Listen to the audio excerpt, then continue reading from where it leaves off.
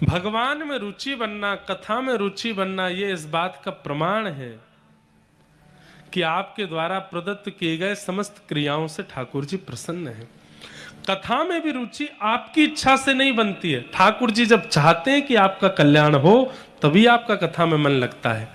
ठाकुर जी अगर चाहते हैं, अब सोचो, ठाकुर जी नहीं चाहते थे कि रावण का कल्याण हो, इसलिए विसर्वा के पुत्र होते हुए भी और पुलस्त ऋषि के खानदान में होते हुए भी, ब्राह्मण कुल में जन्म लेते हुए भी, शंकर की आराधना करते हुए भी रावण राक्षसी रहा। क्यों? ठाकुर जी चाहते थे कि इसका ऐसे कल्याण नहीं होगा, ये अपराध करेगा, इससे दूषितताएं बनेंगी, तभी इसका कल्याण होगा। सारी व्यवस्थाएं थी रावण के पास में अपना उद्धार करने के लिए, लेकिन फिर भी उद्धार नहीं कर पाया। सीता हरण ही किया, राक्षसों जैसा कार्य ही किया, तभी भगवान ने उसका उद्धार किया। और कहां? सबरी।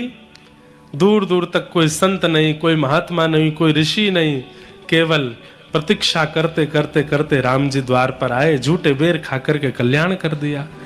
जिसका कल्याण ठाकुर जी को करना होता है, उसकी इच्छा, उसके स्वभाव, उसकी मन, उसकी वृत्ति को ठाकुर जी बना ही देते हैं इतना पवित्र कि वो कथा सुनकर के अपना कल्याण कर ले।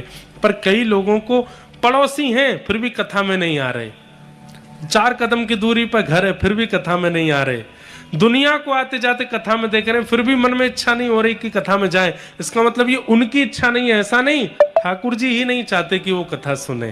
क्यों? पूर्व में ऐसा कुछ किया होगा जिसका फल भोगना है। कथा में जाएंगे तो सुधर जाएंगे, और सुधर गए तो फिर वो पूर्व का क्रम कैसे भोगेंगे?